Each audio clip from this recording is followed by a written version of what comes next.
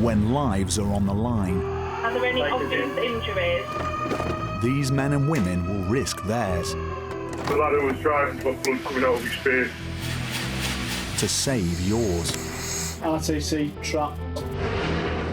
They deal with the most serious injuries. The patient is described as bleeding heavily. Directly below his ear. There's a lot of blood there. The most critical illnesses. The reports of a male who's in cardiac arrest, and without any action, the patient will die.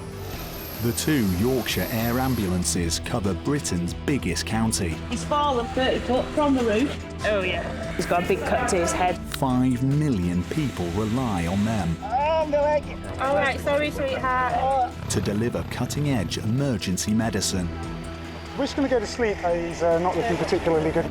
at high speed. If you can activate your major hemorrhage protocol. Every day brings high stakes. Clipped by the wing mirror, look. Wing mirror and bonnet. She's got some nasty injuries to her chest and things. She's not breathing particularly well. Once she's out, her body temperature will drop dramatically, so we need to work really quickly. Not a lot of the left there at all. Right, OK. Can you do that left-sided thoracostomy now, please? High risks. They've got reports of a patient that's in cardiac arrest. Their heart's not beating, so what we need to do is manually take over that. So she's basically been in Morrison shopping and she's collapsed. We've shocked her. And high drama. There's a lady who's come off a horse, and apparently you could hear the patient screaming in pain in the background.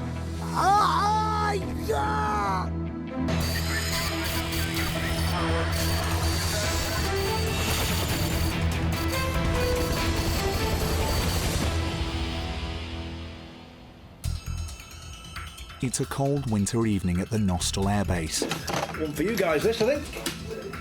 And dispatcher Gav is scrambling the team to a serious road accident. Knock down. York. Pilot Lee will be flying his medical team 25 miles to the scene with the help of military-spec night vision goggles. Andrews. Adjusted and working. Yeah, adjusting working, I've done that. Well, touch her and breathe. Okay, mate, on 2 is engaged, lifting out of here, outbound towards York. Okay, fairly light. Oh, look at the moon, how cool is that? Nice. Paramedics Kit and Matt are on duty with Dr. Becky. We're heading to the east side of York to pedestrian car on one of the big city A roads. Now let's let us go. Put some more Details down on D4H if you've got them. A 75-year-old female hit by a car at 40. The accidents happened 30 miles from the nearest trauma centre. The helicopter's speed is critical in getting the patient treated quickly. To fly, we're talking about from lifting 15 minutes, no more. Lee's approaching the scene, close to a busy intersection on the York bypass. Oh, so this one here, what is that? Is that a car park of some kind, this one here? They're looking for a place to land. This RRV at our 3 o'clock low, it's marking an empty car park. Okay, right. Lee's descending into an area of concrete surrounded by trees, hedges and lampposts.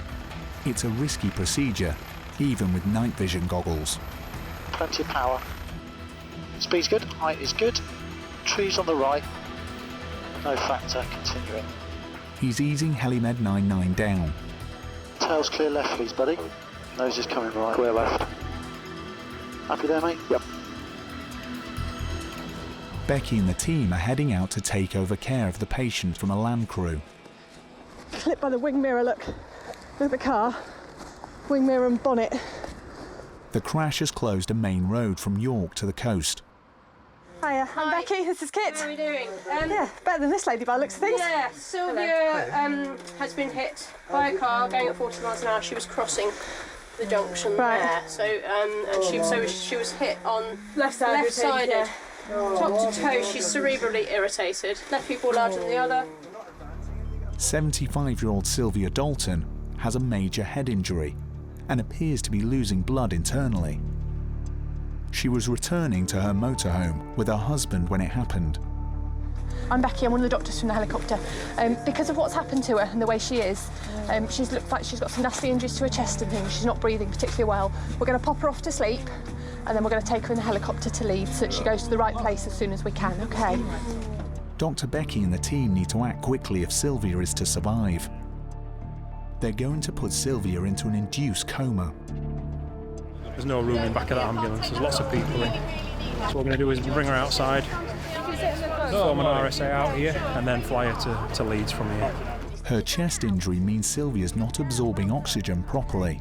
Sylvia, do you know where you are? You're not on an aeroplane, lovely. You're in an ambulance. I know you're hurting, darling. I'm sorry. We're going to make that better very shortly. Sylvia, we've just got a little mask for you. Okay, it's just some oxygen. There we go. I'm sorry. I know. Outside, Matt's preparing to anaesthetise Sylvia, a procedure medics call an RSI. She's going to need a thoracostomy as soon as she's asleep. She's got a big flail on the left. Got that left in there. Yeah. Pouch. And do you want some syringes out, or have you enough? I've got enough, thank you. Blood leaking into Sylvia's chest is crushing one of her lungs. Once she's asleep, they will cut an incision in the side of her chest to relieve the pressure. Let's get a blood pressure cuff on her. Let's get her out and get her off to sleep. I think that's where we need to go, really. The temperature is plunging. It's already -1 Celsius. It's going to make their job much harder. Once she's out, her body temperature will drop dramatically, so we need to work really quickly in this sleeping bag onto the aircraft and sort of do that really fast. We don't want her to lose body temperature, so yeah, it's not just about putting her to sleep, it's also about keeping her warm. We need to be slick at this, yeah. Blood pressure last systolic was 120. She's just oxygenating really badly with SATs of 90. Anaesthetising patients in the street is always a tricky procedure. But with little light, temperatures dropping and Sylvia's condition getting worse, the next few minutes will require total concentration. So, potentially quite a dangerous procedure. So the plan is, we'll unsecure her. Are you happy to do mils? As soon as she's asleep, they'll operate to ease her breathing. Right, is that connected to high flow and turned on? Lovely. I'm going to swap the oxygen then and we'll pre-oxygenate with this as best. Is she definitely getting a left thoracostomy, Becky? She is definitely getting a left-sided thoracostomy. In that case, it's all right. I'll get ready for that, Matt. It's on the other side there. Kit, are you happy to do cricoid foot during the RSI, please? Lovely. Right, can you come and open her collar and identify your landmarks, please? It's a complex procedure involving a precise combination of drugs. She's dropped her blood pressure a wee bit, so we'll just pull back on the fentanyl a little bit. Matt, I can't really reach the cannula. Are you happy to do the drugs? Yep. So will you go for 150 of fentanyl, which is 3 mils? You're okay, lovely. Just going off to sleep now. Well done. Okay. Well done, Sylvia. She's now deeply unconscious. Time to intubate her and take over her breathing. Let's go for it. She's not breathing. Becky must slide a tube down her windpipe. Well, that's a minute since the last of the rock now. Intubating her will allow her brain to rest and allow the team to get more oxygen into her lungs. So I've got the grade 1 view. Tubes through the cords, bougie out please. Bougie out. Scope out. A bag will now be used to manually fill her lungs with air. Squeeze the bag please, Matt. Tubes misting. We've got CO2. Super, thank you. Happy for cricoid off. Happy for cricoid to come off. And already she seems to be improving. SATs are coming back up. CO2's 4.9, 4.5. And then there's a problem. Auscultate a chest for me, please, Kit. Yep. Because I've got SATs at persistently low 80s. The level of oxygen in her blood is getting lower. Quiet air entry. The reason is unclear. Good air entry. Not a lot on the left there at all, Becky. Right, okay. Can you do that left-sided thoracostomy now, please? Unless they can restore oxygen flow to her brain, Sylvia will die.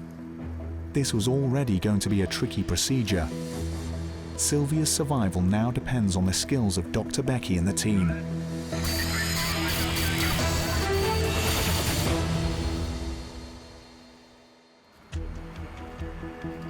On the outskirts of York, Dr. Becky's hoping that removing blood building up inside pensioner Sylvia Dalton's chest will save her life after a road accident.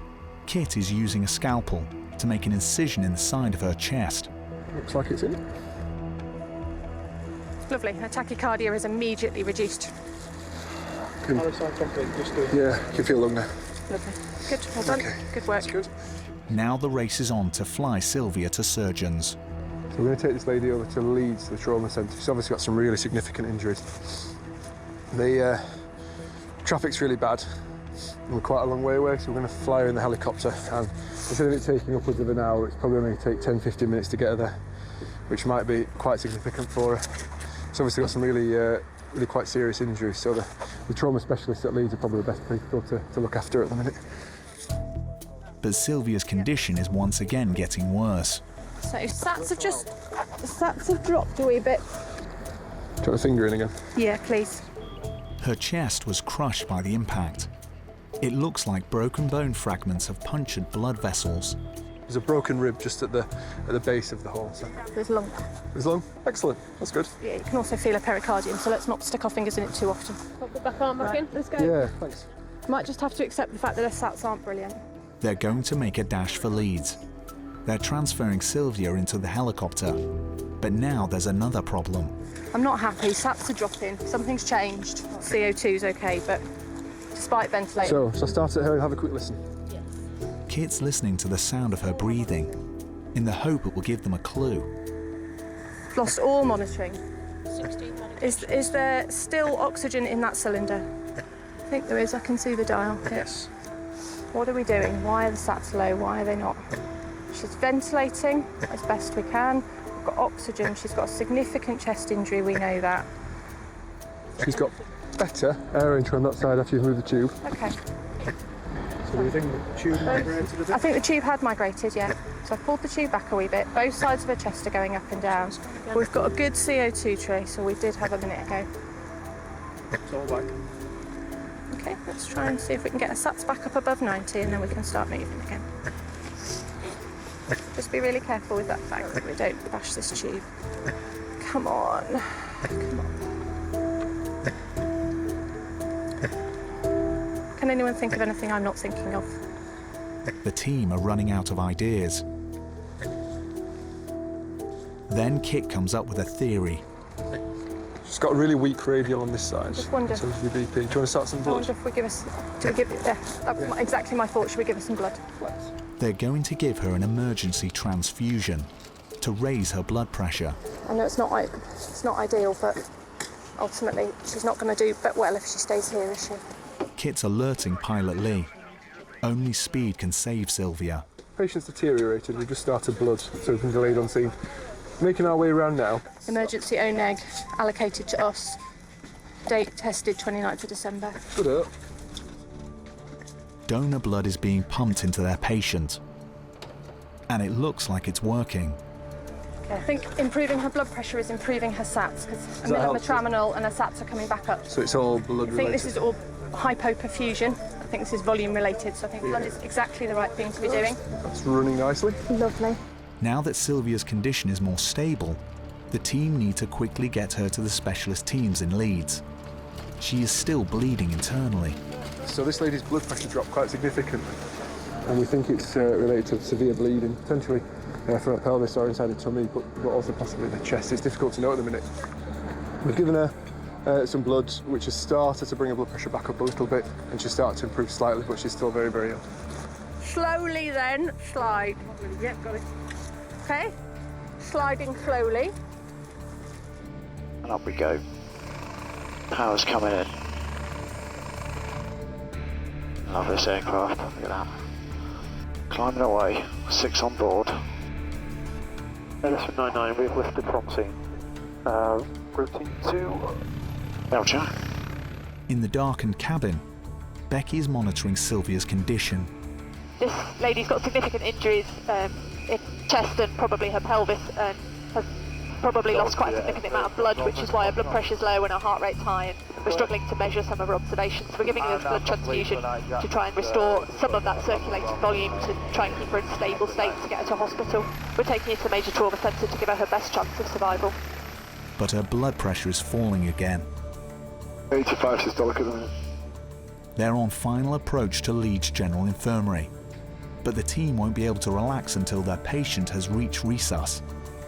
This will be a long night for Sylvia's family, and the surgeons trying to save her.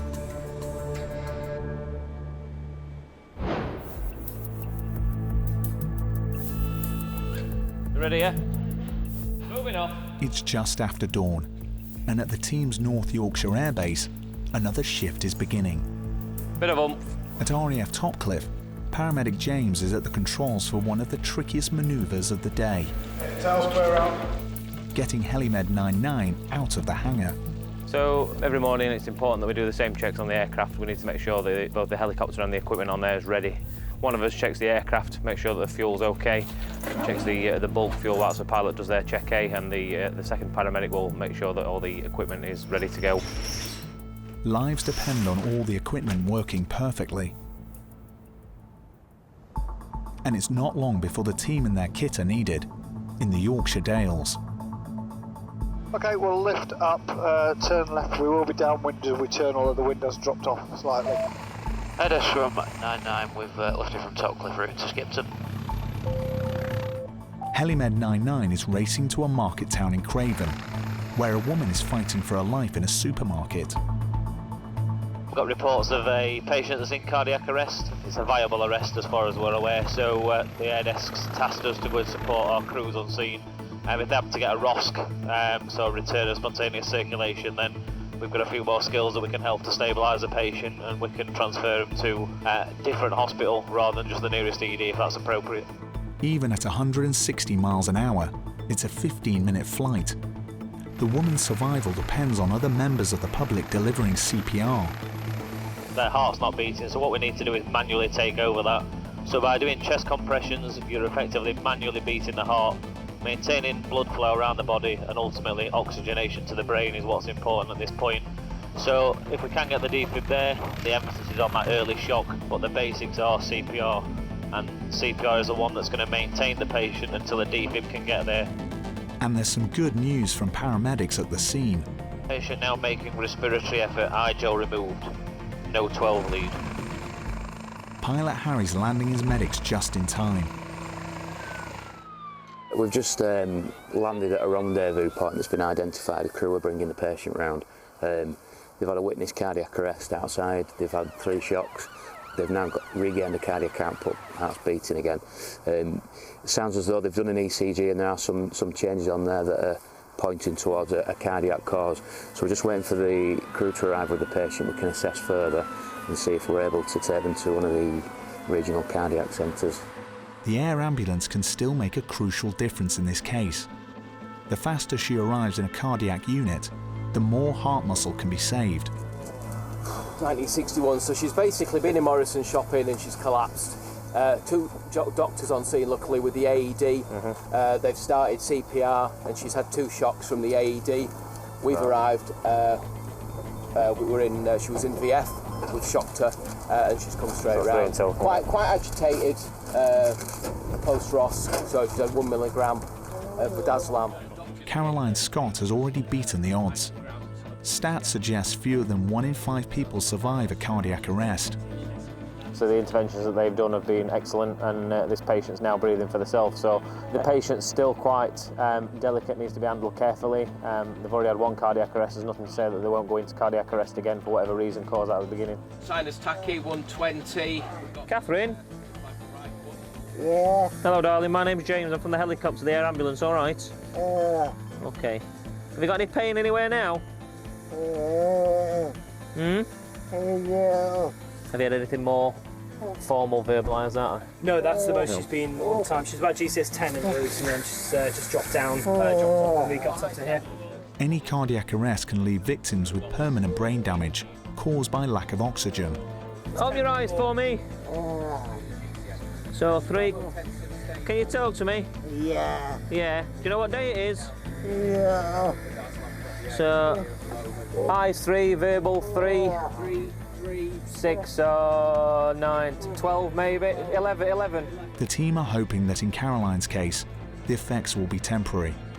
They're measuring her level of consciousness on the Glasgow coma scale. 336-ish. It's nearly time to fly. In this case, time is of the essence. Ready, steady, left. The benefit of speed to get into a specialist centre is paramount. If the patient does happen to rearrest, it can be a little bit busy in the back. Obviously, we've not got as much room as what we would have in a normal ambulance, but it's that kind of balance between speed of transfer and space to intervene. That said, we've got various bits of kit on board that can make it easier for us. So we've got an auto pulse, which is a mechanical chest compression device, or failing that, we can resort back to basics as you would do in the street. So we can do manual chest compressions and ventilate via a bag valve mask. The race is on to get their patient to cardiac specialist 30 miles away in Leeds, but her life is still on the line.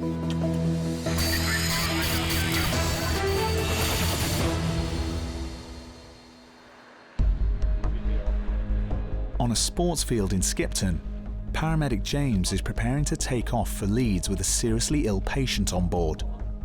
Right, I've got morphine and Medaz. Yeah. I'm going to give her 1 and 1 in a minute. Caroline Scott has been resuscitated after a cardiac arrest, but her condition is still critical. Yeah. Do you want some Tide one? James will be monitoring Caroline's heart function throughout her flight.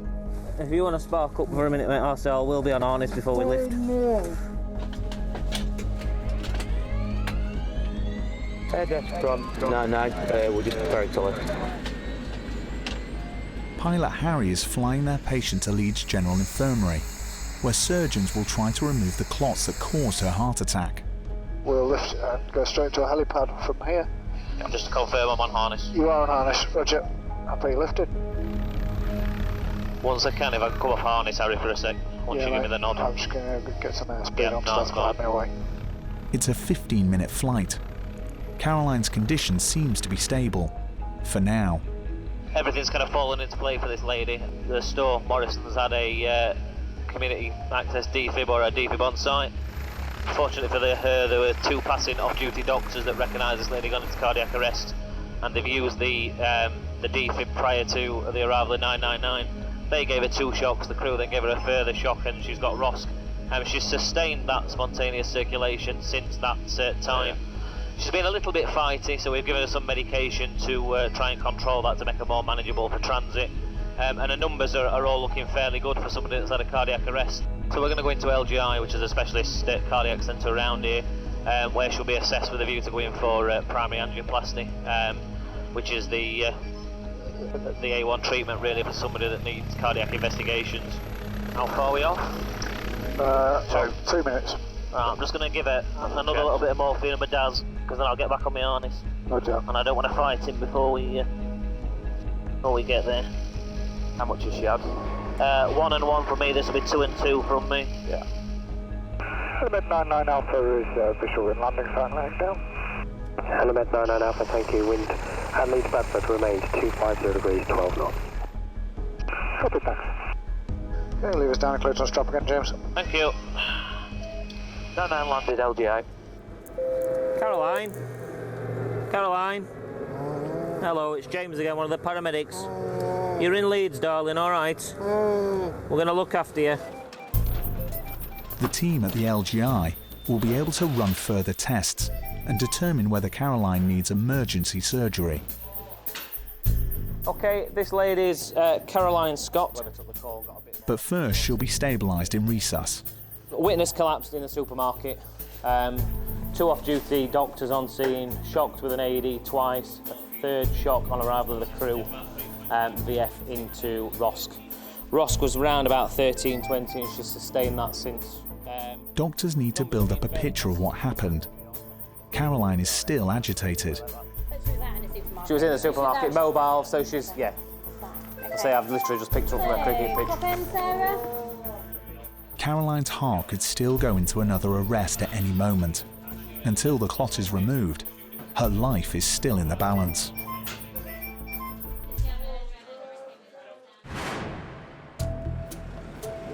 In another department at the same hospital, doctors have now discharged another of the team's patients after an almost miraculous recovery from very serious injuries.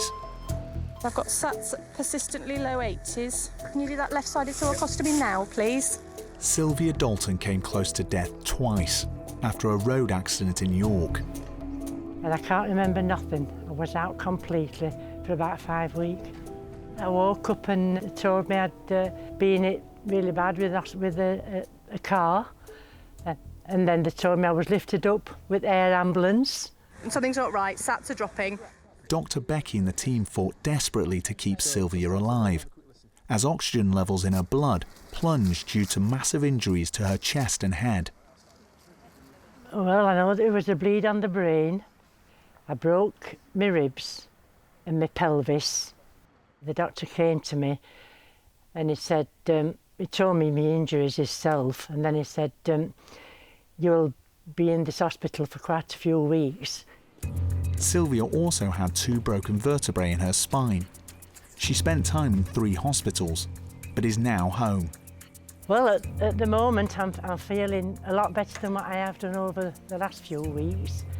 I do my physio. I do it 3 times a day, and it's very, very good, the physio. I love doing it. I've still got a bit of pain, but it comes and goes, and just got to put up with it. And she's very grateful to her rescuers that night. What they did for me was absolutely marvellous. I can't thank them enough. So they've really brought me from nearly being dead to living now, and I'm having a good life. With Christmas holidays being a busy time of year, it's business as usual at Air Ambulance headquarters. 1 male station. In between call-outs, it's important that the team keep hygiene standards high. And today, it's Tony's turn in the sluice room. It's not all glamour whatsoever. We spend a lot of time cleaning up. We generally work in quite messy, mucky environments, and you've got to keep on top of that. So a big proportion of our job is cleaning, wiping, and keeping everything in the clean and tip-top condition. It's bleach for the floors, and a special washing machine that sterilises flying suits with ozone. We land in fields, and at this time of year quite often it's a muddy farmer's field, so quite often we're caked in mud. A lot of incidents we go to, such as road traffic collisions, we're crawling around trying to get in and out of sort of vehicles that have been turned upside down. So we might have things like oil or grease on his uniforms. Sometimes it could be bodily fluid such as blood or vomit, so not very nice. You don't want it on your uniform, obviously for infection control as much as anything else.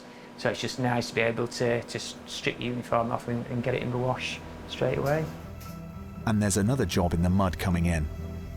Shall I go to this person who's fallen off a horse? Where is it?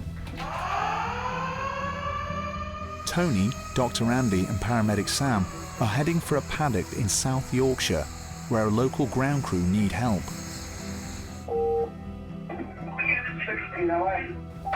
1608, it's Sam on the ALS. Just let you know I'm sending HeliMed 98 to this job. It'll be about 10 minutes. When you get on scene, can you just ask them to move the horses away from the patient or any landing site?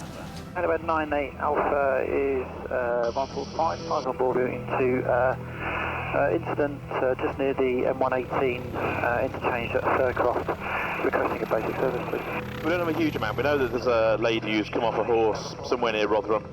We've had a bit of an update that she's had previous spinal fractures. The dispatchers had listening, and apparently you could hear the patient screaming in pain in the background, so it does appear that she's in a lot of pain. So potentially got a serious injury from that. Pilot Lee needs to ensure he doesn't cause another accident, with the noise of HeliMed 98's 2 jet engines. Okay, first concern I got, mate, is the horse. Make sure that the horse isn't about. Yup. Okay, so we're well inside the wires, no fact. You've got the domestics in the short bone of the field. Again, that's not really going to bother me. I'll probably go over the ambulance and land on that track. Which is plus of the ambulance, if you're happy. The team are bringing their strongest painkillers to rider Joe Guest. Something scared her. Right. She booked, and I just couldn't stay on. Okay. But you've remembered actually falling off then? She said she remembered hitting the floor, Okay. She said there were no LOC, but she felt instant pain in her middle, lower back, right leg, and tingling in the right leg. She's got a previous spinal injury from a previous horse fall as well. Friends rushed to help her. She just went out for a hike with a few other folk, a few other children and a few people, and horses got excited and booked, and she's just lost her balance and come off. The team fear Jo may have injured her spinal cord again. If so, it could be a life-changing injury. Nice deep breaths in and out. Yeah. So you got no pain in your chest at all? No. And you've actually landed on your back where you are now? Yeah. Okay, but you say you've got some pain in your hip? Yeah. Okay. Andy needs to pin down the injury. It's crucial for her treatment. I just want to find exactly where it hurts. So tell me when I get to a painful bit, okay? That's all okay? That's there. Painful there. Yeah. What about a little bit lower down in there? There. Okay. There. Which hurts more, up here or lower down in there? Lower down in there. You didn't hurt at the top at all. It doesn't, okay. Each symptom is giving Andy more clues. There. They're going to slide her onto a rigid stretcher to protect her back from further damage. So she might well have broken something. Pelvic fractures are really painful. There's lots of nerve endings around there. And the same with the femur. There's an awful lot of nerve endings around the top part of the femur. So if she has broken something, it's going to be really painful. But we'll carry really strong painkillers now, so we can hopefully get her comfortable for the short flight over to Sheffield. But the pain is overwhelming. Have some gas and air. That's going to help you, because we need to move you down this board a bit. Joe, I just want to assess your hips and try and figure out what's going on. Nice deep breaths. Keep dead nice and still for it. Ah, there. There, that's Yeah, it. there. So just let this leg come out. Oh, God. Straight. Joe, we know you're in pain. What we really need you to do is not move about as much. I'm All sorry. right. It's okay, just try and relax. All right, so you keep nice and still for us. They're going to fly her to Sheffield for tests. Just get ahead to sort of midway on the stretcher. That's grand. She's hemodynamically okay, so her pulse and blood pressure are okay, so it doesn't look as though she's bleeding significantly anywhere. And the pain's now well under control, just with a very small amount of morphine. So we've loaded her on. Because of where we are, we're going to fly her to Sheffield Northern General, which is the regional major trauma centre, so they can have a look at her and assess her further with x-rays and scans. Clear left and right. Yeah, fantastic. Right then, I'll go out this way, I think. Charge. Their patient's medical history means her case could be complicated. 6 minutes to run. NS98, we've lifted scene en route to the Northern. Lee's trying to give Joe a smooth ride, but it's a blustery day. 300, we're pretty much on the nose thereabouts, so like I say, we'll look at 300. We've got a couple of wind indicators out there. Still good left. Yeah, thanks mate. A little bit choppy, but still well under control. Power's good, height is good. There we go. Is that pain a bit better? That's good. Okay. So we're at Sheffield now, so what's going to happen is we're just going to take you off the back of the helicopter, put you onto the trolley, push you down the ramp into A&E, okay? Once we're there, we'll hand over to the team in the resus room, and they'll have a good look at you, go over everything in detail with you, get you sorted. All right. If there is damage to her spinal cord, this injury could affect her for the rest of her life.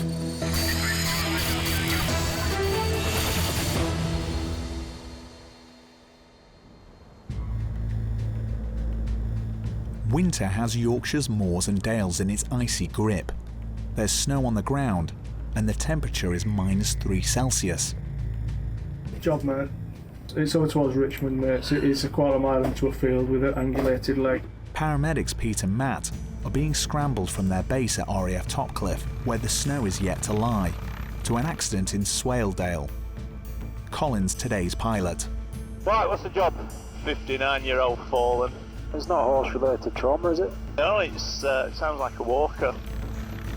We're just heading up North Yorkshire. I've got reports of someone that's fallen, but they're believed to be about half a mile into a field on a hillside.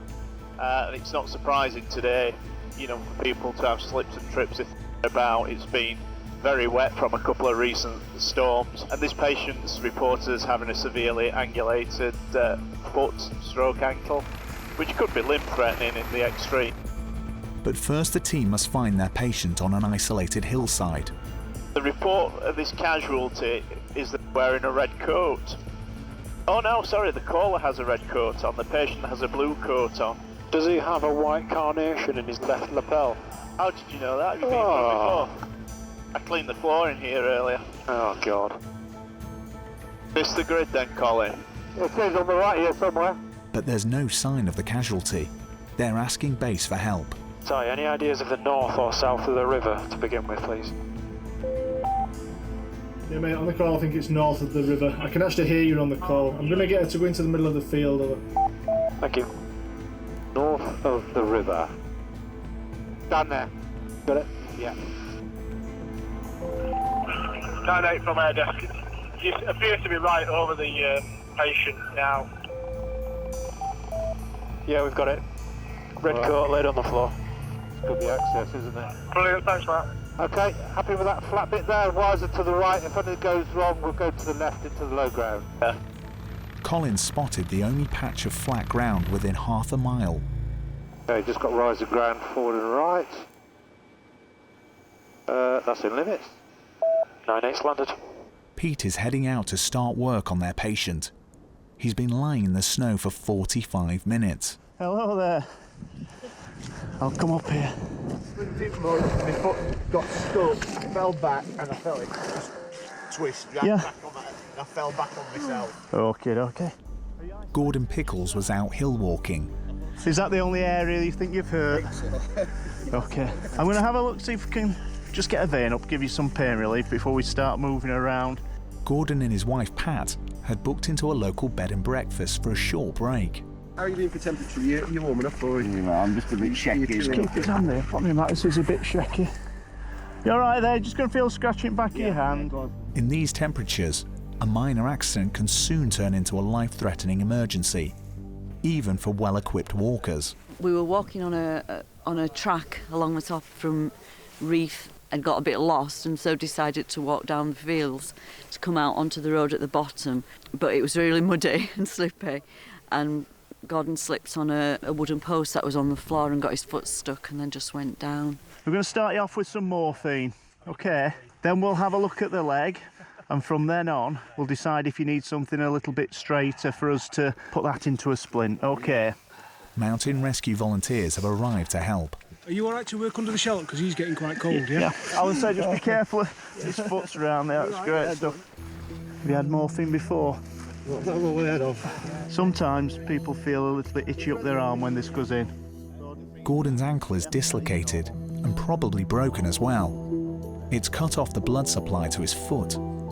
So we're looking sort of really distal tibial pain. They're going to have to straighten his ankle to restore blood flow. Not your best socks, are they? Best winter socks. Snowflakes on them and everything. A mountain rescue doctor has arrived to help the team. Hi. Hello there, you all right? Just going to get some ketamine. He's had 10 of morphine so far. Right. So the gentleman's ankle looks like it's quite badly dislocated. Maybe a fracture dislocation, but closed. So we've given some morphine as an initial pain reliever. But it looks like we're going to have to do some form of manipulation, which is going to be incredibly painful. So ketamine is going to be a stronger analgesia for this chap. Gordon needs reassurance, and the team's strongest painkiller. This is the good juice. Now remember, it's very good at taking pain away, this. It's extremely good, and it works quite quickly. If you feel a bit funny, just let us know. We're just going to get into position. If it's too much, let us know. The ketamine is helping. Thankfully, it also gives patients temporary amnesia. Okay, just relax, breathe. Just breathe again now. So were you out here on holiday? Yeah. Good. We had a nice bed and breakfast. And were you off to the pub later? Hopefully. Oh, good. Matt's small talk has a medical purpose. He's trying to prevent frightening hallucinations caused by the drug. No. That's fine. It's done now. Okay, just nice and steady. They've managed to restore blood flow, but it's clear it's a bad break. Good, and now we've moved it, and you've got your legs stretched down a little bit. How's it feeling pain-wise? Can't feel anything. That's brilliant. Wonderful. Just what we wanted. He's now much more comfortable. Right, guys, as far as packaging goes now, if you want to crack on with your bits. So we've successfully given ketamine. We're giving him about 30 milligrams at the moment. It's alleviated his pain relatively well. We weren't able to manipulate his ankle as much as we'd have liked. However, we've got into a position that's that's comfortable for him. We've put a vacuum splint on so it's holding it nice and firm. And because we've given ketamine, and from the location that we're in, we're going to fly him 15 minutes to James Cook from here. So we're just trying to get him on the aircraft, which, as you can see, it's quite difficult because it's muddy, slippy, quite dangerous for us all to get him there. So we're just trying to take our time, really. Gordon's ankle will probably require surgery. Pete's warning the regional trauma centre. Yeah, I'm ringing from Helimed, wanting to bring in a patient, please. So we've got a 59-year-old male who has fallen on a hillside. We'll be with you in about half an hour. Colin's going to fly their patient 30 miles to Middlesbrough. I'm going to put these on. You won't be able to speak to us, but it'll just keep some of the noise out while we're flying, all right? Hover, I'll come back. Once I feel it's safe, we'll fly away. We'll go to the left. Okay, lift in. Okay, in the back. We're okay in the back. That's from 98. We've lifted for routine to James Cook. Gordon and his wife are serious walkers, but the Dales can catch anyone out. The guy's been really well prepared, clothing-wise, so he's wrapped up, he's got lots of layers on, he's got all the right type of equipment on. But even with those sort of clothing to that standard, if you fall over, if you're on the floor, if you're immobile and then you're getting a bit damp as well, then anyone is going to get cold. That can soon lead to hypothermia. Without our resources attending, the mountain rescue guys turning up as well, a simple injury could be life-threatening. Gordon's heading for X-rays at the James Cook Trauma Unit. 98, we're finals for James Cook. Roger, thanks. He'll soon be in the hands of orthopaedic specialists. Gordon, we're here now. How are you feeling? Bit spaced out. He will have to wait for the X-ray results. This looks like a bad break, and it could be months before he's back in his walking boots. Gordon was found to have a complex fracture in his ankle, and he underwent surgery to have it pinned. He was in hospital for 6 days, but after several weeks in plaster, he got back on his feet, and he and his wife are now looking forward to hill walking again. She's basically been in Morrison shopping and she's collapsed. She was in VF, which shocked her. Specialists found Caroline, who suffered a cardiac arrest in her local supermarket, was not suitable for surgery. Hello darling, my name's James, I'm from the helicopter, the air ambulance, alright? And she was prescribed drug therapy to thin her blood. She was sent home after 3 days in the LGI. Jo, the rider left in agony after her horse threw her, escaped with torn muscles and tendons in her back and right leg. Keep your head nice and still for us, don't thrash about. She was confined to bed for 3 weeks. She's since given her horse to her son.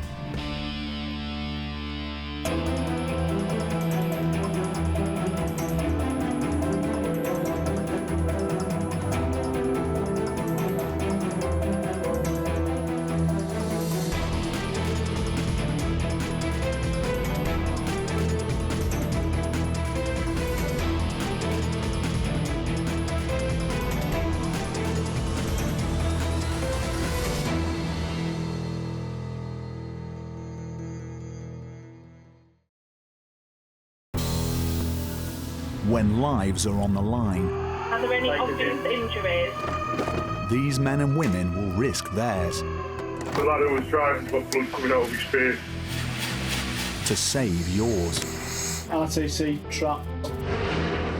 They deal with the most serious injuries. The patient is described as bleeding heavily. Directly below his ear. There's a lot of blood there. The most critical illnesses. The reports of a male who's in cardiac arrest, and without any action, the patient will die. The 2 Yorkshire Air Ambulances cover Britain's biggest county. He's fallen 30 foot from the roof. Oh yeah. He's got a big cut to his head. 5 million people rely on them All right, sorry, sweetheart. to deliver cutting-edge emergency medicine We're just going to go to sleep. He's not looking particularly good. at high speed. If you can activate your major hemorrhage protocol. Every day brings high stakes. Is the car in the field on that side? Yeah, looks like it. Janet, just open your eyes for me. We're going to get you out just now. Just Janet. No, Sit still. I'm not really happy with her level of consciousness. Essentially, at the minute, she's got life-threatening injuries. High risks. It's my son, he's come off his bike. He's got a cut about that big and about that. Not nice. He's landed on his head, on his back, and high drama. Oh, somebody, 10 o'clock way. Yeah, got him.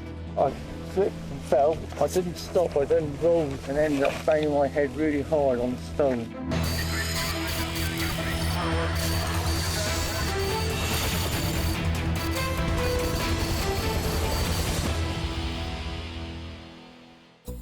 It's the run-up to Christmas at Air Ambulance headquarters. 3 take-up checks. Engines both fly. Yeah, I got it. Doors and harnesses. Close the secure. And Helimed 98 is being scrambled to a rush hour crash. Gap in the back. Yep. With paramedics Daz and Lee on board, and Dr. Chris. We've been asked to attend an incident in Goole in East Yorkshire. Reports of a female driving a car who's had a collision with a tanker. The accident scene is a long way from a major hospital. The team are already planning the patient's journey. So, by road, on red from there, you're looking at... I'd say at least half an hour on red. And it's a 10-minute flight. 10-minute flight, so yeah, absolutely. If we're close on it, then I think you can definitely go by air. It looks like if it's plotted right, we should be able to land in the field quite close. Yeah. Just there, yeah. Yeah, so something going on there, isn't there? Yeah, definitely. AirDesk from 9-8, we've got visuals of the scene and looking at that. Firefighters and ground ambulance crew are already trying to free a woman from the wreckage. Is the car in the field on that side? Got the wires on the far side, yeah, looks like it. Yeah, there's a ditch at just the other side of that road. That might be an embankment as well. Yeah, got it. Yeah, we'll follow the wires in, mate, and just go in that field there. All right. Landing at night is always risky. Right, wires just going out underneath us now. Yeah, we've got a ditch this side of the road. It's just going to be a bit muddy, guys, I'm afraid. But Jeff's flying skills ensure a gentle landing. Hello. The patient is a woman whose small hatchback was in collision with a tanker. Hello, mate, you all right? This is Chris, Daz. Yeah. How you doing? She's lost control of the car in there. When you go to open her eyes, it's as if she's pulling her eyes closed, but she's not having any verbal responses. Was there any history of swerving or anything before? A bit, yeah. So with querying medical, maybe, possibly before crash, yeah. Janet Jessup is unresponsive. Janet, just open your eyes for me. Good lass. She's showing signs of a major brain injury. A little bit dilated. Janet, have you any pain anywhere at the minute? In your chest there, in the middle? I'm just facilitating getting a board here and everything just to get her out. At the minute she's breathing, a little bit tachypnea. Left pupil looks a little bit sort of bigger than the right one, so we'll have another look. Absolutely. I don't know if you see, mate, but that is the side of the vehicle. I think she might have been hit left side of her head. Her dilated pupils and behaviour are a red flag for the team. Janet, where's that? Janet, where's that? Janet, just try and relax. Where's that pain? Janet, stay there. I'm just going to disconnect these for a sec. Janet, leave that on, please. Leave that on. Janet, we're going to get you out just now. Janet, sit still. Janet. It's all right. She's going to have it off. I'll take it off. Janet, take it off. That's fine. I'll just pass you that back a sec. Janet, listen to me. My name's Darren, OK? You've had a car crash. We're going to get you out just now. Daz wants Janet out of her car as quickly as possible. We'll help you. We'll assist you. So what we'll try and do is get a bump forward, slide her up the board. Where she is, the team can't resuscitate her if her condition worsens, and giving blood or intravenous drugs is much harder. We've got someone at the top that can take C-spine at the top. We'll immobilise her as best we can once she's on. The hardest bit's going to be getting sort of a bum round onto the board, so we're going to have to sort of like get someone in there.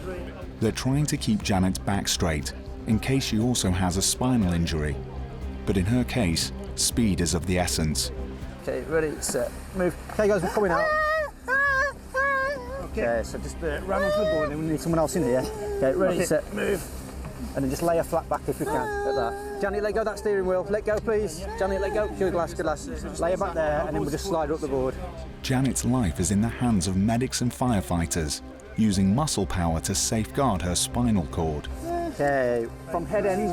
So whoever's got head controls the mood. Move. Yeah.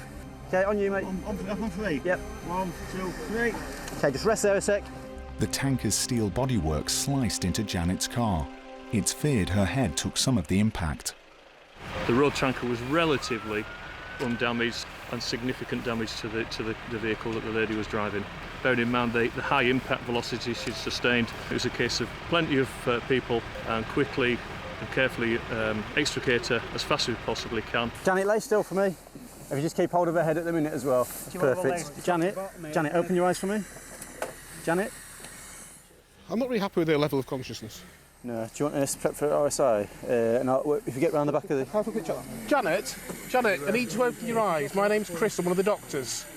Dr. Chris is trying to assess his patient's level of consciousness on the Glasgow Coma Scale, or GCS. She barely scores. So eye opening none. Who are you going to set up for?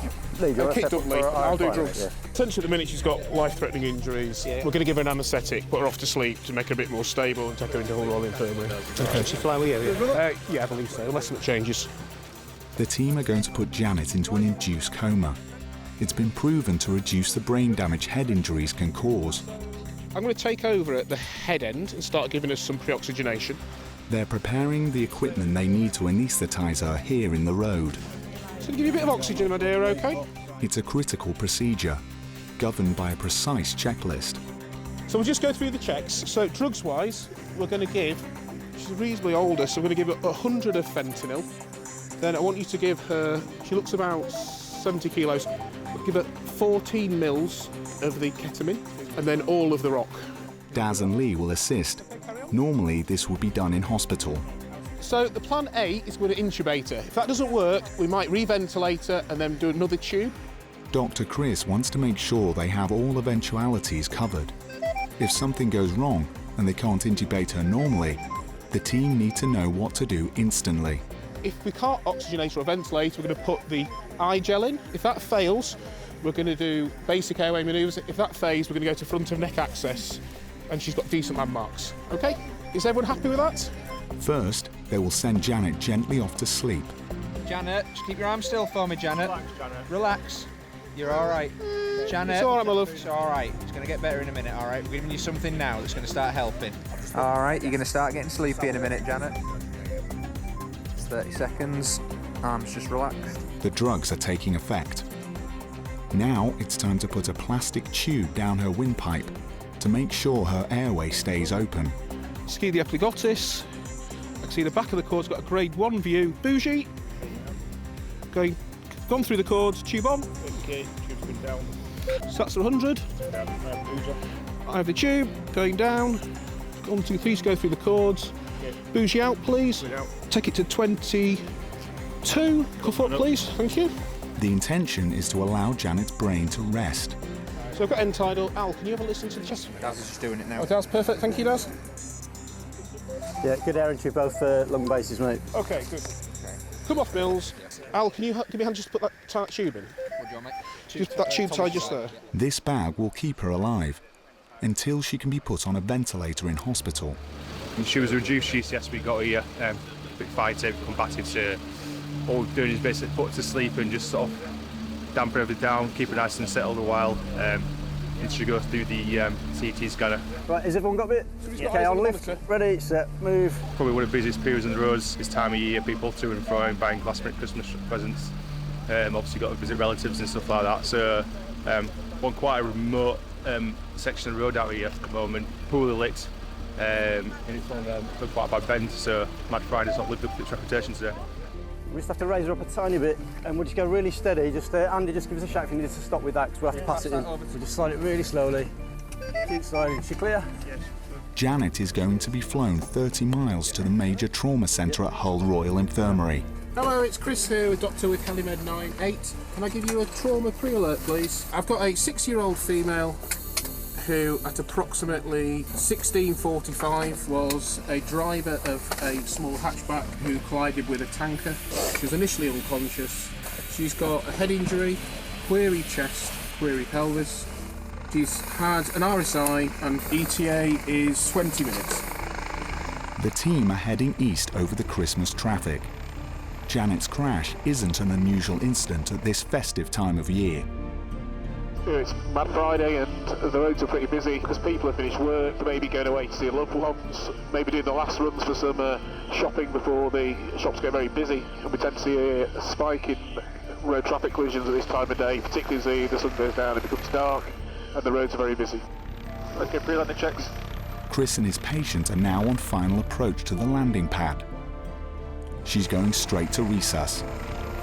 This is Janet. who at 16:30 was the driver of a small little hatchback which crashed with a tanker HGV.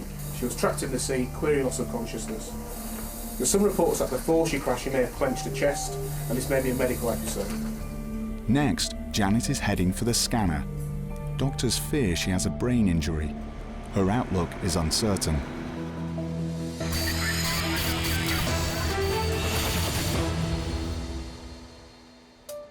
North Yorkshire is crisscrossed by more than 500 miles of roads, most of them country lanes that are a major attraction for serious cyclists. But at RAF Topcliffe, the crew are being scrambled to a rider with a collapsed lung. Get scared?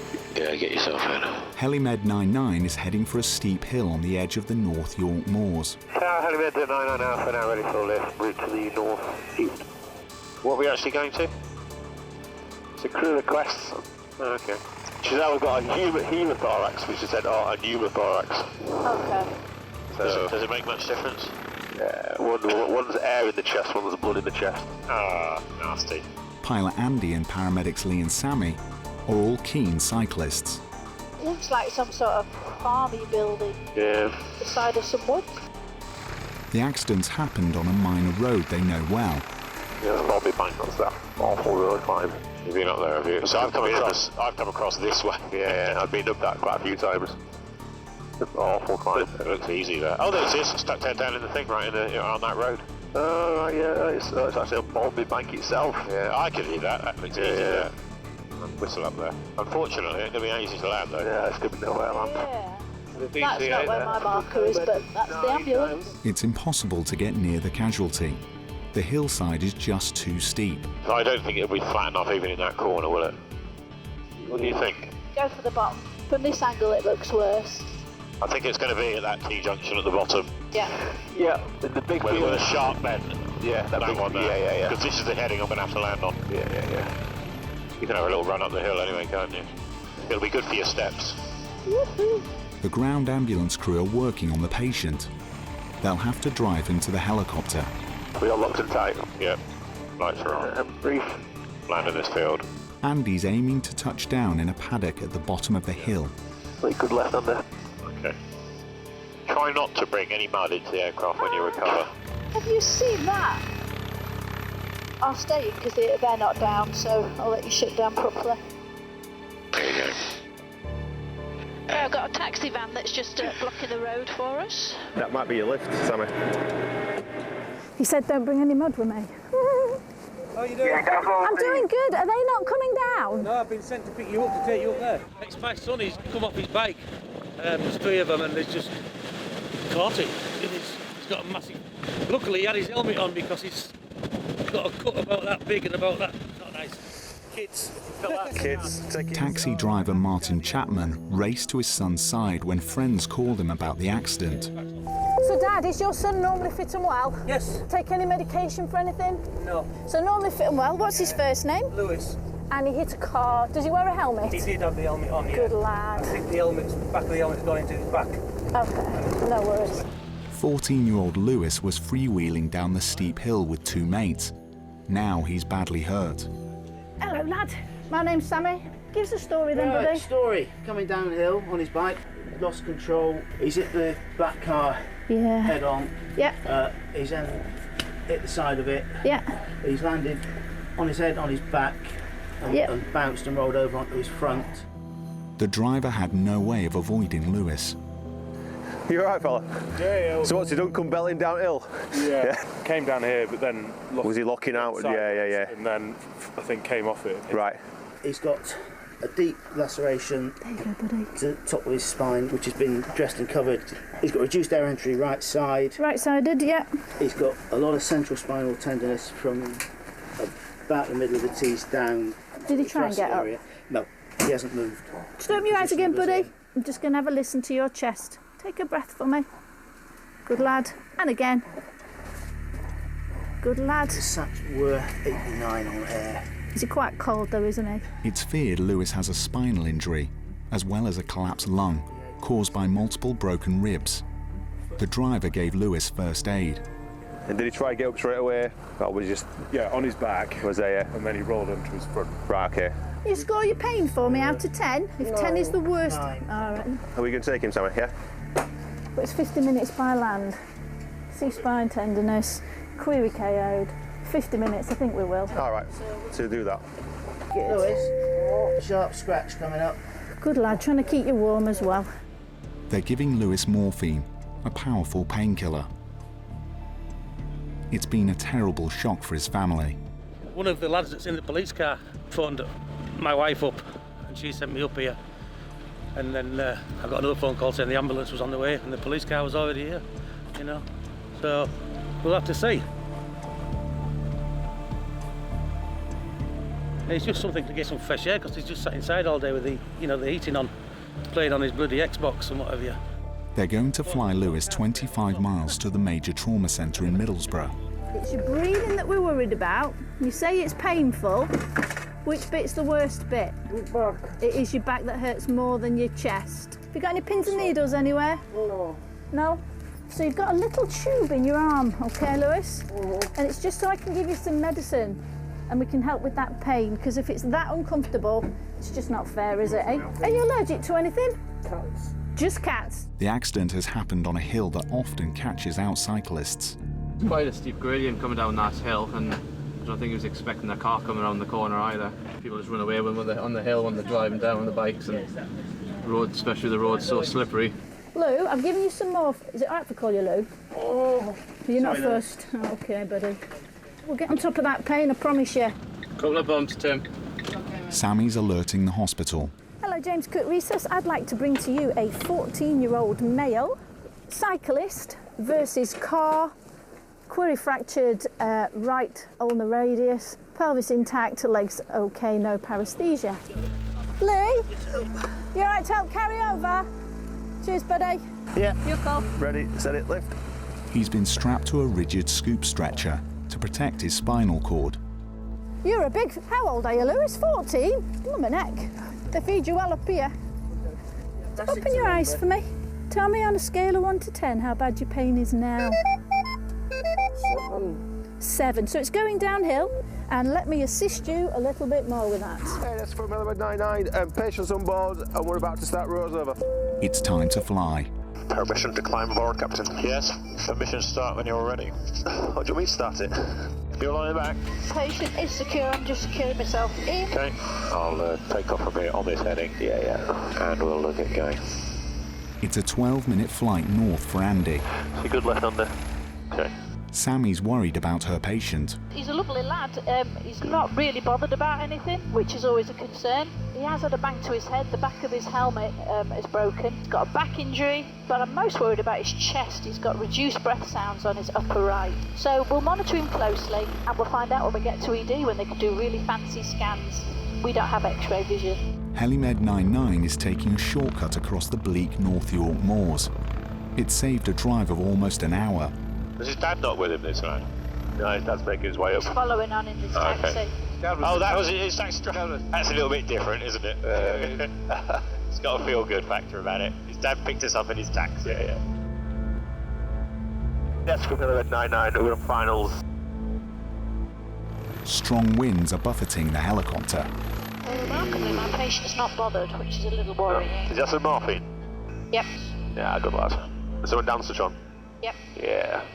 Had it all going on concurrently. Yeah, must have.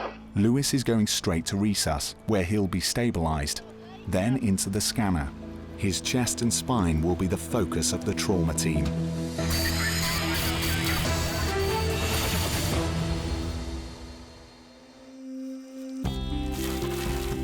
No matter the weather, Yorkshire's Air Ambulances are kept clean and tidy, inside and out. I think she's just got to put some hot water in him. Today it's the turn of paramedics Sam and Lisa.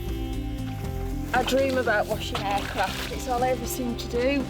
So twice a week she has a bath. She gets more than my car actually. I can't remember last time I washed my car. It's supposed to be white, but at the moment it's a shade of brown. It's a chilly day at RAF Topcliffe. But in the highest part of the nearby Yorkshire Dales, it's 10 degrees colder. The three peaks tower almost 3,000 feet above sea level. all happy in the back? Yes. Yeah, we're gonna take off. Okay. Lift into wind right turn. Helimed 99 is heading up above the snow line to one of the biggest peaks in the Pennines. A walker on the summit of Ingleborough has come across a patient who, it sounds like they've fallen and they've sustained quite a nasty head injury. It's a fairly well-worn track, but there are some quite nasty ridge lines on it, and today it's the early part of spring, it's still very cold out there, so people can get cold really quickly, and people that are cold can make kind of any traumatic injuries they have a lot worse. So the sooner that we get there and kind of treat them, stop the heat loss, hopefully the better their outcomes can be. Doesn't look too bad ahead, does it? Does it? At the moment. Yeah. We're heading into that part of the world where it's nice here, but it might be 5 minutes. Different world.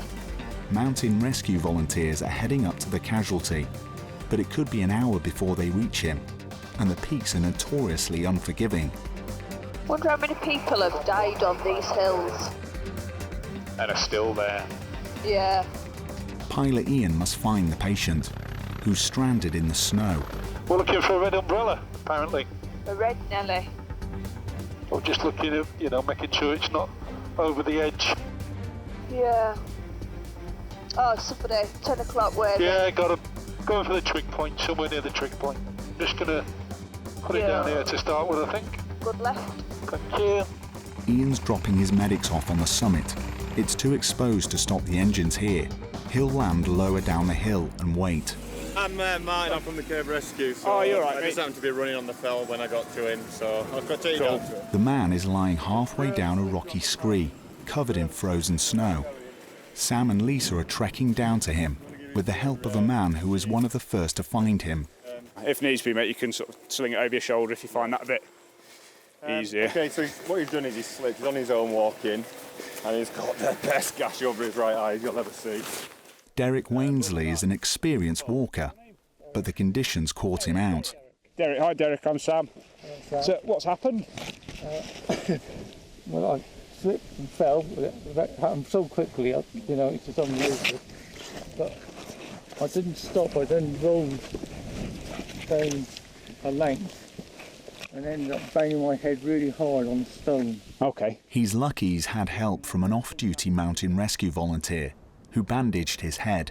This old gentleman's been out walking, has slipped on the snow, it's quite treacherous, going down towards Ingleton, and he's bumped his head, got quite a nasty gash on his forehead. I'm just with the Cave Rescue, I was out running with my dog when the alert came in, so I was just on Simon Fell, so I detoured across Ingleborough, came down and helped. What's your vision like, Derek? Well, this side's all right, I've no idea about the other eye. Yeah, it's fairly well covered up. You open that eye? In these conditions, Derek's lucky to be alive. If he'd been alone on the peak, his survival would have been in real doubt. Ideally, I'd prefer to take him if we can get the helicopter on a flat bit of ground there. Yes. I think that's going to be easier for Derek, because that's quite... Oh, yes. Sam wants to fly Derek off the peak, but that won't be easy. So the pilot's just going to come up and have a look down, and what we'll hopefully do is relocate the helicopter down onto this ridge line, walk between us, walk you down to there. The pressure's on pilot Ian.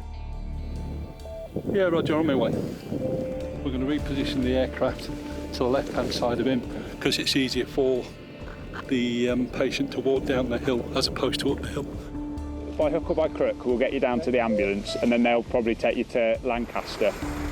Derek's injury looks minor, but nearly 3,000 feet up, any medical incident is serious. Hold it back, dry clean. Go on then. There we go, guys. 1 people in 2 people, one. I've done that before. It's all right. Get you under here. Perfect. Yeah. Just hold on to the bottom of it with... They're waiting for the helicopter. In the meantime, they're trying to keep Derek warm. Because that all from here looks really flat, unless you're actually... But Ian is struggling to find a level spot to put down. It's really sensitive, to sloping ground. Right, I'm just going forward about another 10 feet. And I'll put it down right here. This is about as good as it gets, I think. This is pinpoint flying, but the ground is just too uneven. Okay, just moving forward again. 98 medic 2. If you're still struggling, mate, if you relocate back to the top, we'll try and get him up that way. I think we'll manage. There's about 6 of us. It's no good. They're going to have to attempt the tricky climb to the top. We take him at that angle and then up the snowfield. Okay, we'll just wait till... Feeling strong? Right, we're going to get into your feet in a second, buddy, alright? With expert advice from the locals, Sam and Lisa are heading back up Ingleborough with their patient. How are you feeling? Just take your weight.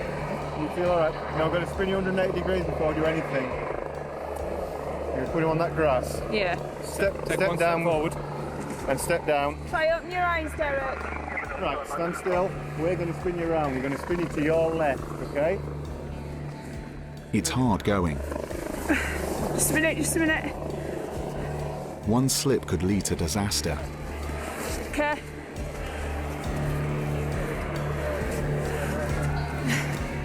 But slowly they're nearing the top.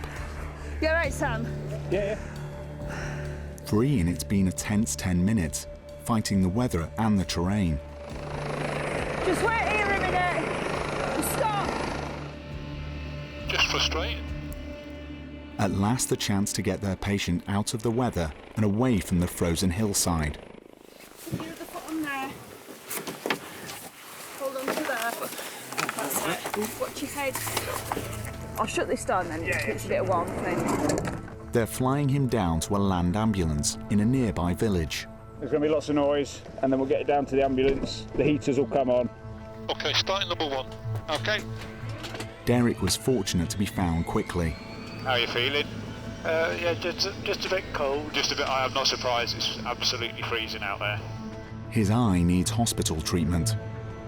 Fortunately, now that all the engines are started, the heaters are on, so it'll warm up quickly in here, and hopefully you'll feel much more comfortable. Obviously, it's really important for any major trauma patients that have got any bleeding going on that we keep them warm, because if they get cold and hypothermic, then that can affect the way they clot, and it can result in more deaths. He's getting a bird's eye view of the Dales.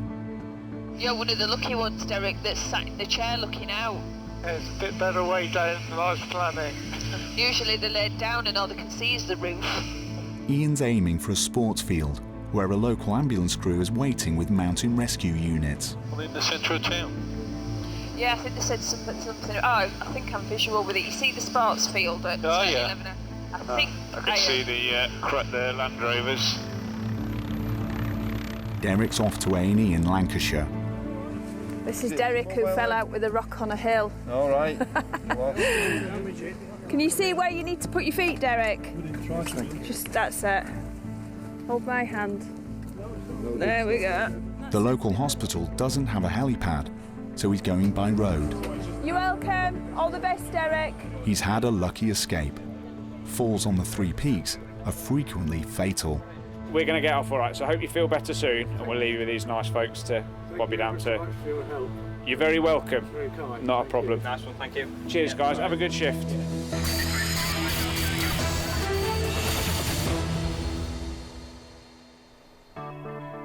At the Nostell Air Base, the team are feeling festive.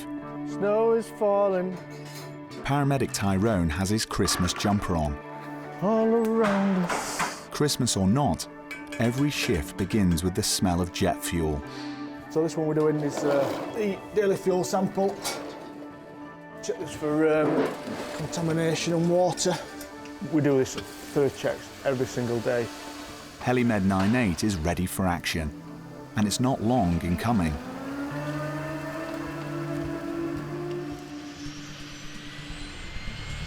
Yorkshire is preparing for the annual festive blowout, but for pilot Gary and his medical team, it's business as usual. We're off to the east. The weather's low cloud all the way there, view between 500 and 300 feet. Paramedics Tyrone and Kit, with Dr. Dave, face a tricky flight through rain cloud and mist, and a power station with an 850-foot chimney and a busy airfield lie on their route. The problem with the winter period is the weather. We've got some great pilots on board, and they can get us to most places, but they have to assess the risk to us ourselves. We're flying in the right direction.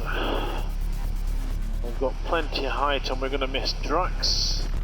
They're heading for a road accident near the village of Home on Spalding Moor.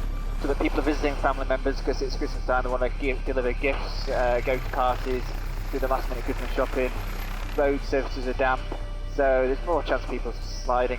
And also there's always that risk that somebody may drink and drive, which we obviously hope that doesn't happen, but it still can. Did you see a tree area on the right side of the main road? You look left of that, the blue lights just below tree line.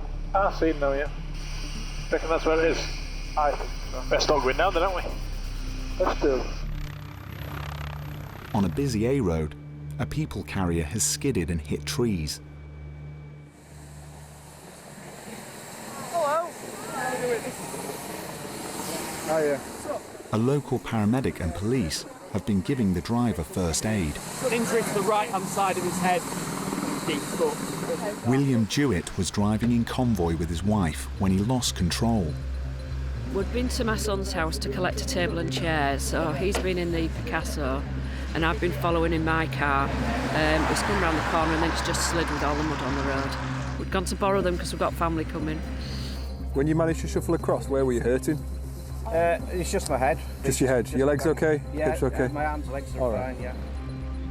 Kit is concerned William sustained a major impact from a chair leg as his car collided broadside with a tree. What's all the furniture for? We've been to my son's to borrow a table and chairs for Christmas Day. All right. So that's why Okay. Willie was in that car. In future, anything that's in the back there, it has to be strapped down like a child. Because if you do it, think about anything in the back, we have seat belts for adults. Yeah. Anything that's mobile could still do that. So just even just lash it through with the seat belts or anything, just a bit safer. Really gently step out for us. Fantastic. Dr. Dave has seen serious injuries in crashes like this before. They're like a missile in the back of the car. We all get in the back of the car, we put our seatbelt on. If you've got furniture in there, that needs to be harnessed down because that could come and hit you on the head. Nothing at all. Kit's taking no chances. He's treating William as if he has an undiagnosed spinal injury. Fantastic. And then nice and slowly, turn to your left. Brilliant. And then sit back down again. Okay. And then we will help you with your head a little bit here, okay? Yeah. There we go. Perfect. So what we're going to do is get you into the water and we'll give you a proper check over there, okay? Cheers. Here we go then, everyone ready? Here we go. Car's taking a fairly impact, so his head's hit on something, probably the window or the A-post. There's no obvious injuries, but things can still be slowly evolving. Little bleeds in parts of the body, so that's why he needs to be assessed. Got a bit of an egg there and a bit of a cut, but it's not very deep, okay? It's good news. It looks like William's had a narrow escape. I think it's fair to say that they've been really, really lucky given the impact that they've had against the tree. It could have been a lot worse. Furniture like that could have caused a serious injury. Their patient's off for a checkup in hospital by road. See you later. Take care, all the best. Merry Christmas. With luck, he'll be home in time to tuck into the turkey.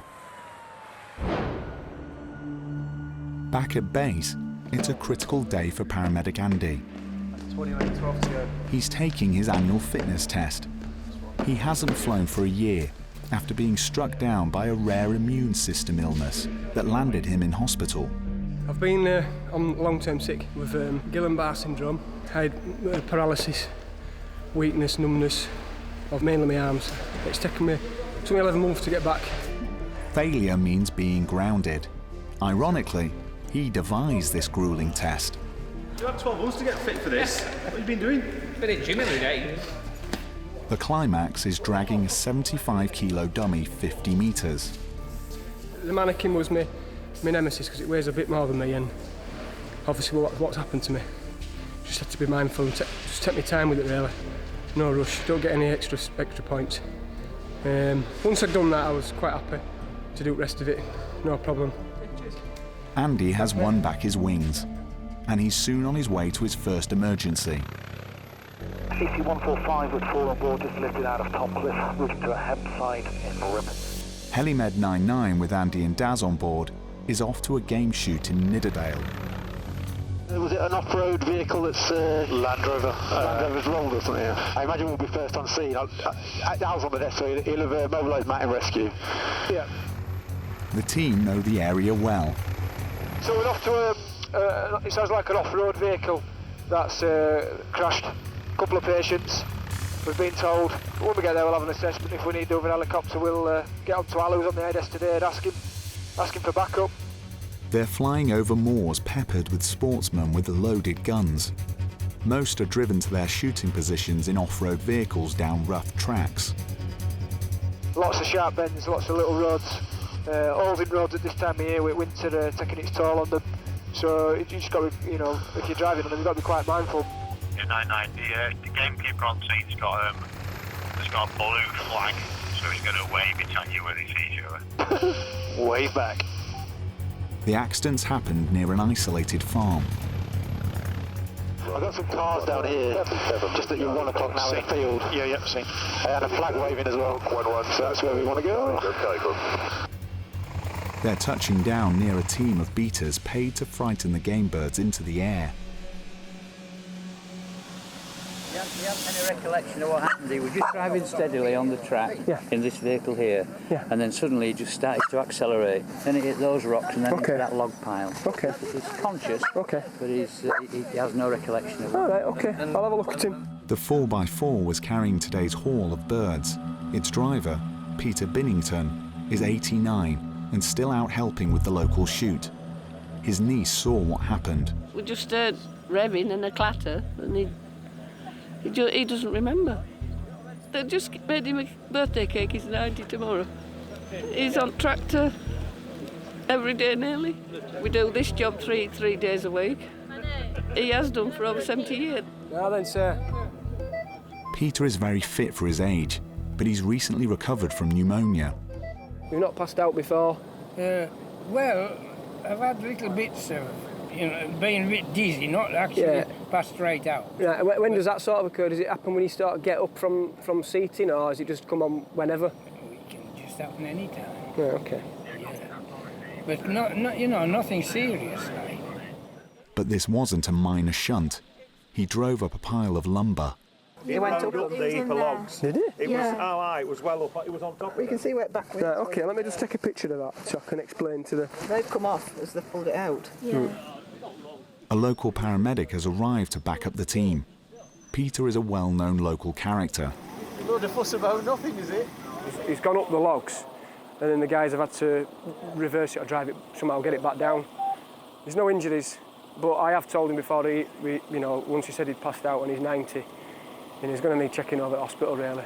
They're wiring Peter up to an ECG to check his heart rhythm. Got a left bundle on it. The readout shows an abnormality. Have you ever been told you've got any sort of different heart rhythm? You've not had any pains in your chest at all?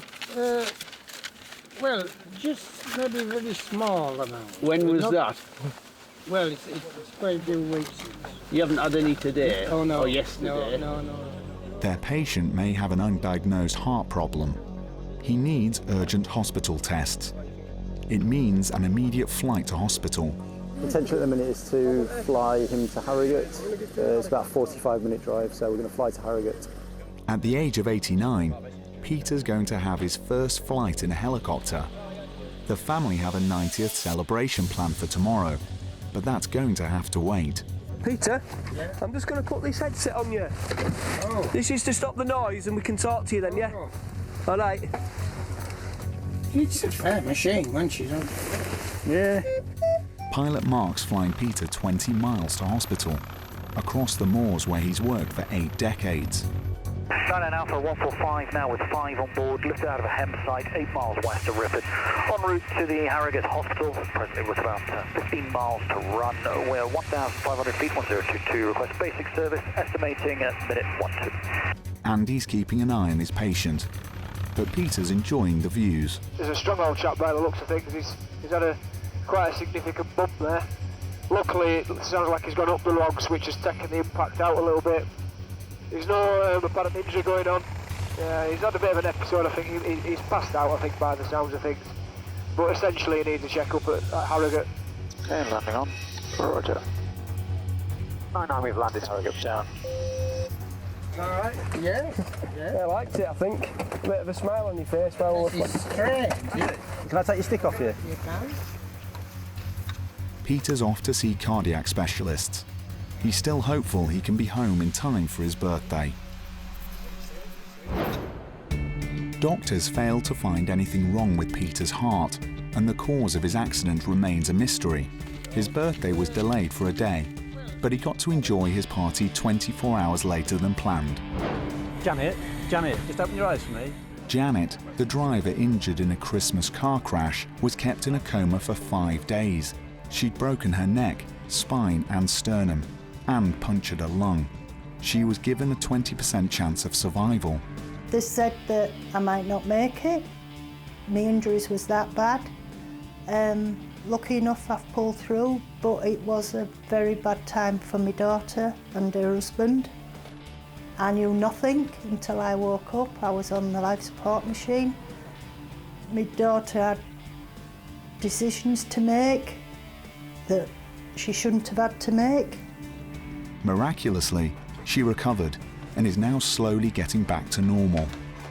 Some days are really painful, some days I'm fine, some days I just want to sit and cry, but I'm here. Which bit is it that's hurting, that, Lou? Back. Yeah, okay then. Teenage cyclist Lewis broke 9 vertebrae in his spine, broke his arm and punctured a lung. He was off school for 10 weeks, but he's now even back to playing football.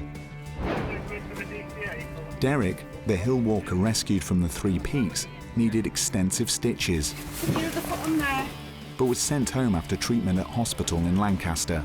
He's now back in his walking boots. When you managed to shuffle across, where were you hurting? It's just my head. And motorist William, who was hit by flying furniture when his car hit a tree, needed 9 staples in his head wound.